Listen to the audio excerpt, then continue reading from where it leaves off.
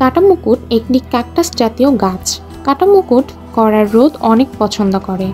শীতে কাটামুকুটের চারা করার জন্য সবচেয়ে আদর্শ সময় এবং গাছের গোড়ায় মাটি খুঁড়ে সার পানি দেওয়ার সময় এখনই। ফুল ভেজা পানি গাছের গোড়া খুঁড়ে শিকড় থেকে দূরে দিয়ে রাখুন।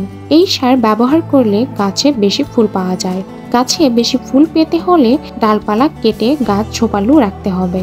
এর মাধ্যমে আপনি নতুন নতুন চারাও করতে পারলেন, সাথে আপনার মা গাছও ঝোপালো হবে। কচি ডাল কেনা বা চারা করা থেকে বিরত থাকবেন, কারণ কচি ডালে সবাই চারা করতে পারেন না। ডালে পাতা কেটে দিন। ডালের মাথায় দুটা পাতা রেখে বাকি পাতা কমিয়ে চারা করতে দিন। শীতে কাটামুকুটে পানি কম দেবেন। 7 দিনে বা 10 দিন পর পর পানি দিতে হবে। কাটামুকুটে পোকামাকড় কম হয়।